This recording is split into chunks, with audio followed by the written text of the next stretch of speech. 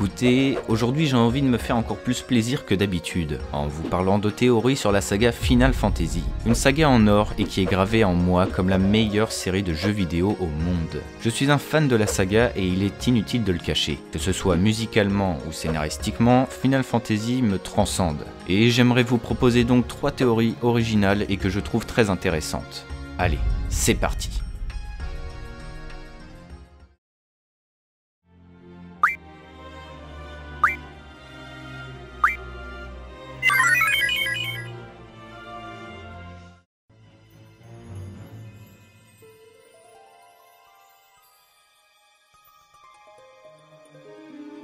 C'est une petite théorie très peu connue du net et vu que j'étais pas mal à fond sur Final Fantasy XII Zodiac Age ces derniers temps, je souhaitais absolument vous en parler. Pour bien vous expliquer, Final Fantasy XII Zodiac Age est un remaster PS4 de Final Fantasy XII sur PS2. Les graphismes, les musiques, les permis, tout a été modifié. Et comme dans le jeu d'origine, l'arme de base la plus puissante était la lance du Zodiac, avec 150 de dégâts de base. Elle fut l'arme la plus puissante sur PS2, et je précise bien sur le terme « elle fut ».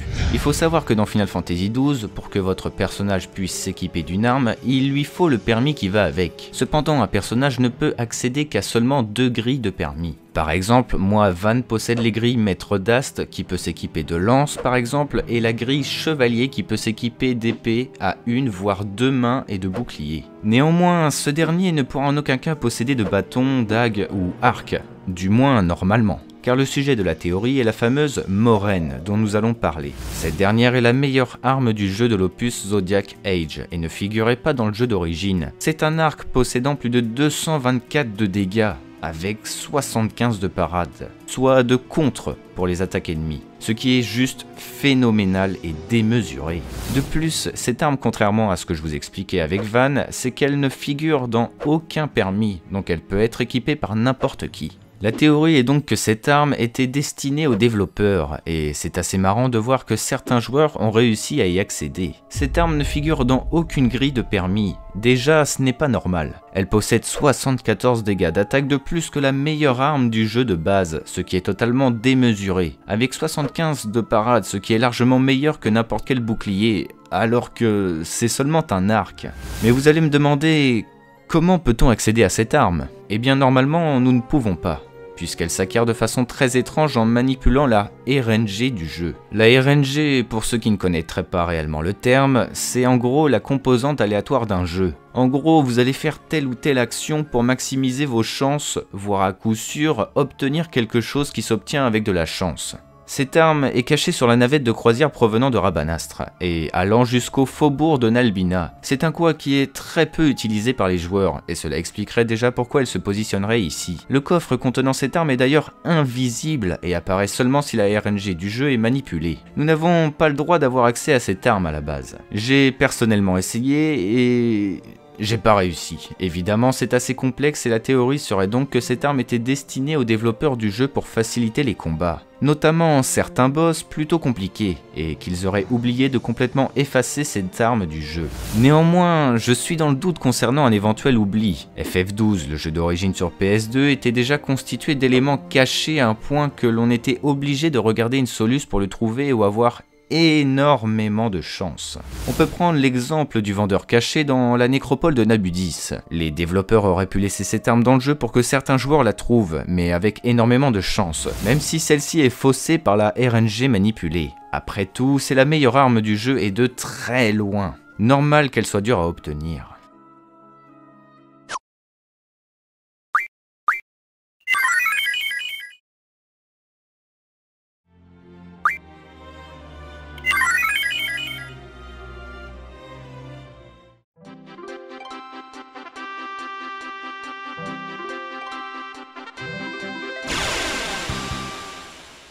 Pour cette seconde théorie, j'aimerais vous parler de l'un de mes boss préférés du monde du jeu vidéo, Gilgamesh. Gilgamesh apparaît pour la première fois dans Final Fantasy V et est un sbire d'Exdess, le boss final de cet opus. Cependant, Gilgamesh est un guerrier très puissant, qui se prend au final d'affection pour le groupe d'héros de l'épisode, et en particulier Bartz, le héros principal de Final Fantasy V.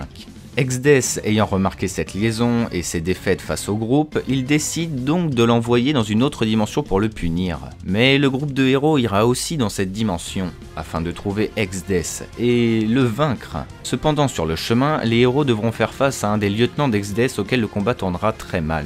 C'est alors que Gilgamesh apparaîtra pour défaire le lieutenant en se sacrifiant, et affirmant avant sa disparition avoir toujours rêvé de combattre Bards dans les règles de l'art une dernière fois. Tout laisse croire que Gilgamesh est donc mort en se sacrifiant, mais la chose intrigante est qu'il réapparaît dans un très grand nombre de Final Fantasy suite à l'opus 5. Final Fantasy V joue d'ailleurs beaucoup sur les dimensions, et Gilgamesh en se sacrifiant serait donc tombé dans le vortex, l'envoyant donc dans d'autres dimensions. C'est pourquoi il apparaîtrait dans d'autres Final Fantasy. Gilgamesh est passionné par les armes de légende et respecte énormément ses ennemis quand ils sont de valeur. Gilgamesh, dans les autres Final Fantasy, est toujours à la recherche de nouvelles armes. C'est pourquoi dans l'opus 12, on le voit avec par exemple l'épée de Cloud ou la Gunblade de Squall. On pourrait penser à un easter egg, mais dans la théorie, Gilgamesh se serait dégoté ses armes après ses aventures dans chaque dimension avant d'arriver à l'opus 12. Toujours à la recherche de combat, il pourrait aussi s'allier à vous, respectant votre maîtrise. On peut prendre l'exemple de Final Fantasy VIII où ce dernier apparaît pour prendre la place d'Odin vaincu par Seifer. Ou bien dans Final Fantasy XII Revenant Wings, où il rejoindra le groupe de Van après avoir été vaincu 2-3 fois par le passé. Un peu comme avec le groupe de Bards, auquel Gilgamesh souhaitait participer à leurs aventures.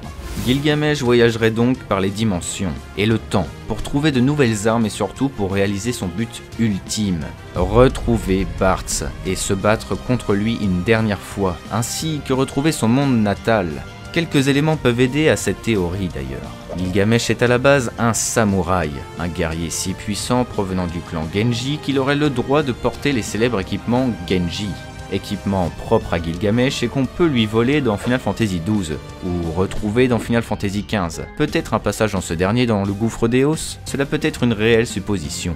D'ailleurs, nous le retrouvons une fois de plus dans FF15, ce dernier est là pour tester les prochains boucliers du roi. Des guerriers comme Gladiolus formés pour protéger le roi. Gilgamesh étant un guerrier surpuissant, toujours à la recherche de combat, se serait attribué cette mission pour justement combattre les guerriers de valeur. Gilgamesh n'est pas quelqu'un de mauvais, loin de là. Il est seulement à la recherche d'armes et de guerriers de valeur.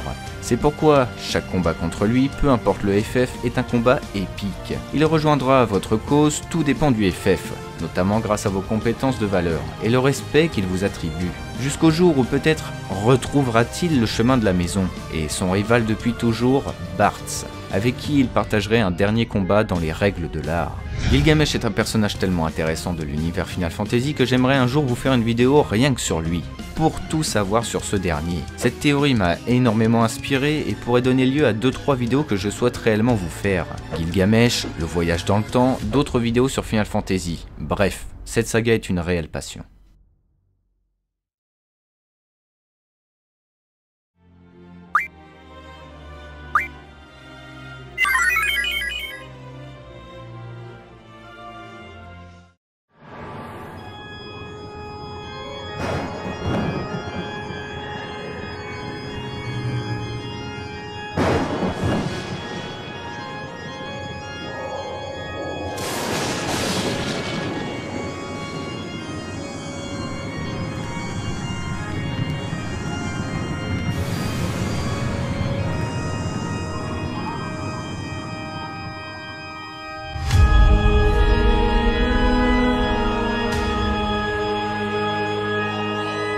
Passionné par le voyage dans le temps, j'aimerais qu'on continue dans ce sujet avec mon opus préféré de la saga, Final Fantasy VIII. Mais pour cela, je vais devoir entrer dans l'univers étendu du jeu malheureusement peu connu par les joueurs, mais que les passionnés ont accès via les livres. À l'origine de Final Fantasy VIII existait un être divin. Il était connu sous le nom de In.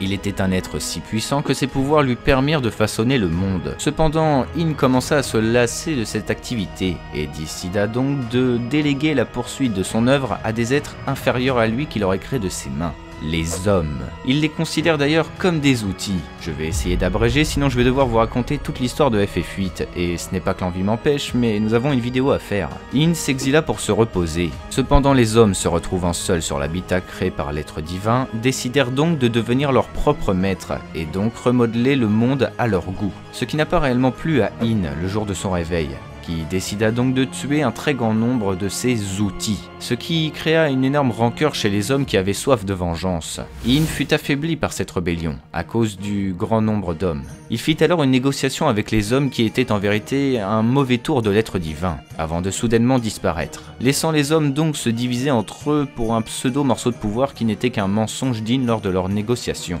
Je serais heureux de vous raconter tout ça en détail, mais peut-être dans une vidéo consacrée à Final Fantasy VIII si vous le désirez. À vous de me dire dans les commentaires. Bref, mais du coup avant de disparaître et d'être reconnu que par d'anciennes légendes, Yin délégua son réel pouvoir dans le corps de femme, ce qui créa l'héritage des sorcières.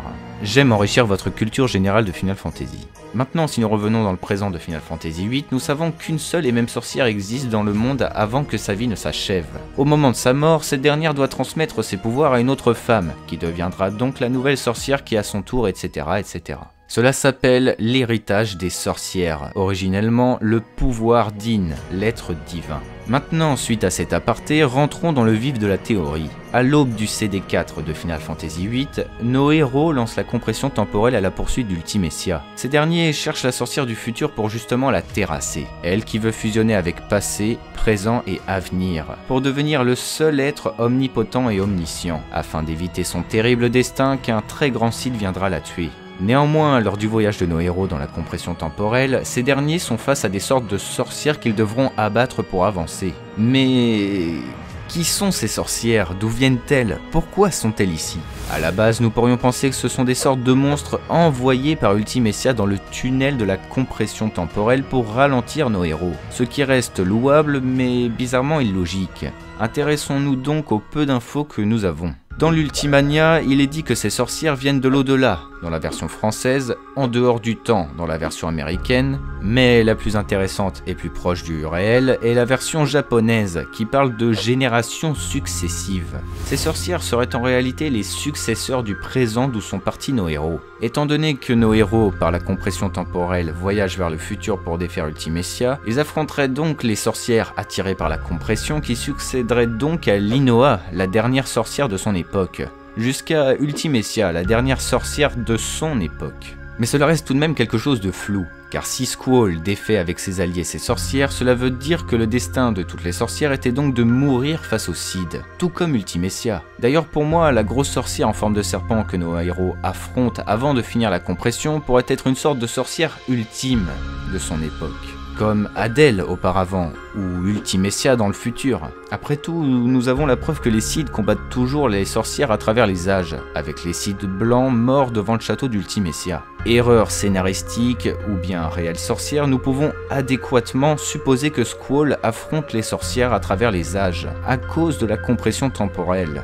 Mais rappelez-vous que cela n'a jamais été confirmé par Square Enix. Cependant, la boucle temporelle créée par Ultimessia et nos héros, qui permet donc à Ultimessia de transmettre ses pouvoirs à Edea et donc Linoa d'être la dernière sorcière du présent suite à leur combat final face à la sorcière du futur, changerait-elle le destin de ces sorcières mortes lors du combat contre Squall dans la compression temporelle? Enfin bref, j'ai peut-être dit énormément de conneries, mais la question du voyage dans le temps, le destin, etc. est réellement quelque chose de passionnant. Je suis un réel passionné de Final Fantasy, et dès que je pourrai, nous referons des théories sur cette saga mythique à mes yeux. Merci à ceux qui laisseront un pouce bleu et qui partageront la vidéo. C'était Targorok, et que le Lionheart soit avec vous.